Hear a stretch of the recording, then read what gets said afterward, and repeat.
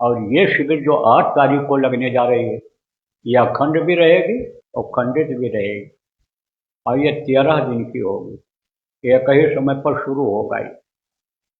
7 बजे का टाइम आप सबको दे दो कि 7 बजे शुरू हो जाए, 7 बजे आ जाए, तो 7 प्रार्थना वगैरह होती है, कुछ सुनाया जाता है, तो 8 के आसपास शुरू हो जाए। और जिस टाइम पर शुरू होगा उसी टाइम पर फिर खत्म कर दिया जाएगा। मैं कहीं से भी शुरू करा सकता हूँ, यहाँ से भी करा सकता हूँ, या कहीं जरूरत पड़ गई संगत के काम के लिए वहाँ चला जाऊँगा तो वहाँ से शुरू करा दूँगा, और ख़त्म भी कहीं से समय परिस्थिति के अनुसार करा दूँगा। लेकिन इसमें सबको बैठना रहेगा। तो जो आप लोग सुन रहे हो, आप लोगों को भी बैठना है, और जो आपके क्षेत्र के नामदानी, जो इन चीज़ों को नहीं सुन पाते हैं, लोग बुला करके ले आए, नामदान सुन लिए, नामदान जानते हैं, कुछ भूल भी गए हैं, अगर 1-2 नाम भी याद हो तो उनको बोला के ले आओ और बैठाओ साधना शिविर में। साधना जब करेंगे और भाव जगेगा, भक्ति जगेगी, वो कर्म जब उनके, आप ये समझो, जो भक्ति वाले कर्म हैं, प्रारब्ध वाले कर्म हैं, वो जब जगेंगे और भजन करेंगे, तब इनके संचित कर्म कट जाएंगे, उससे भजन से कट जाएंगे। जो दुख देते हैं, तकलीफ देते हैं, बीमारी पैदा करते हैं, लड़ाई झगड़ा टेंशन पैदा करते हैं, जो कर्म, वो कट जाएंगे। और इस शरीर से कर्म करना सीख जाएंगे। कैसे कर्म किया जाता है शरीर से, इंद्रियों से क्या क्या काम किस इंद्रिय का है वो लेना चाहिए, ये जब सीख जाएंगे तो बुरे कर्म से बचे रहेंगे। बुरे कर्म से जब बचे रहेंगे तो आप ये समझो कि उन्हीं के ऊपर दया हो जाएगी, कृपा हो जाएगी। तो प्रेमियों, साधना शिविर लगेगी और जगह जगह लगेगी। अब ये लोग जो यहाँ सुनाया जाता है इसको रिकॉर्ड कर लेते हैं और रिकॉर्ड करके सुनवा देते हैं उन लोगों को। तो सबके लिए बात मैं अब बता रहा हूँ आपको। ये साधना शिविर जिस समय लगेगी, 13 दिन जब पूरा हो जाएगा उसी समय खत्म होगा। और रोज की साधना कैसे की जाएगी? 4 बजे से लेकर के और रात को 10 बजे तक किया जाएगा, जो अखंड रहेगा। कोई न कोई उस स्थान पर 2-4 आदमी, 6 आदमी बैठे ही रहेंगे।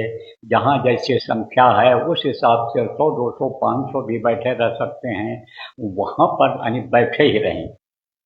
तो सुबह सबसे पहले रोज एक प्रार्थना होगी और उसके बाद सुमिरन होगा, उसके बाद फिर ध्यान और भजन होगा। अब कोई लगातार अगर बैठा रह सके तो लगातार बैठा रहेगा, अपनी औकात भर। भजन भाव भक्ति का रस जिसको मिला है वो पाने वाले लगातार भी बैठ सकते हैं। कोई 6 घंटा बैठ जाए, 8 घंटा बैठ जाए, 4 घंटा बैठ जाए, तो जितना बैठ सके वो उतना बैठे। लेकिन कम से कम 1 घंटा बैठना सबके लिए जरूरी है। अभी हमारे कुछ लोग ऐसे हैं प्रेमी, जो इन बातों को मीटिंग करके लोगों को बता रहे हैं, समझा रहे हैं, जिला के जिम्मेदारों को, कि भाई आप इसी तरह से एक एक कार्यक्रम यानी कहीं निश्चित कर लो, जिले में एक जगह पर करो। तो वो लोग सब सवाल करते हैं, वो सब लोग पूछते हैं। कल सवाल किया एक आदमी ने, इन लोगों ने हमको बताया कि पूछ रहा है कि सुमिरन किए जैसे जैसे पेशाब लग गया तो पेशाब करके आए तो फिर सुमिरन करें कि ध्यान करें कि भजन।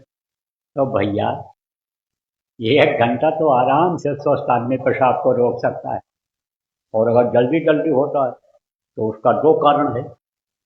या तो पानी आप ज़्यादा पीते हो, और या तो आप ये समझो पेशाब के मरीज हो, शुगर की बीमारी है आपको, तो उसका आप इलाज करा लो।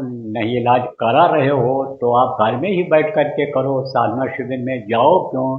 साधना शिविर में जाओ तो वहाँ नियम का पालन करो। 1 घंटा तो बैठना ही बैठना।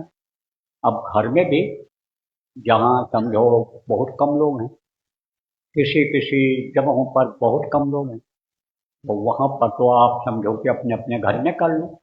लेकिन कम से कम 5 घंटा करना है आपको। किसमें? सुबह 4 बजे से लेकर के रात को 10 बजे के बीच में आपको 4 घंटा करना है। कम से कम 5 घंटा, 5 घंटा करना है आपको। 3 बार तो बैठने बैठना है कम से, आप समझो 3 बार कम से कम बैठने बैठना। वैसे तो सब जगह पर लोग हाँ लगा रहे हैं साधना शिविर। कह रहे हैं कि 12 परिवार ही है यहाँ पर। अब कुछ लोग तो कह रहे हैं यहाँ तो केवल 20 ही परिवार हैं, 30 ही 40 लोग होंगे, यहाँ ना लगाओ। पूछ लेते हैं कि यहाँ नहीं लग पाएगा तो उनको कहते हैं हाँ हाँ वहाँ ना लगाओ, तुम घर में कर लेना। तो ये तो बहुत आसान है। जिम्मेदारों की ये ड्यूटी बनती है कि भाई घर के 2-2 आदमी अगर आप बैठ जाओगे तो आप ये समझो कि आपका यह पूरा हो जाएगा कि नहीं हो जाएगा। और जब मन लग जाता है, मन को खुराक मिल जाता है तो बार बार दौड़ करके आता है आदमी, बैठता ही है साधना शिविर में।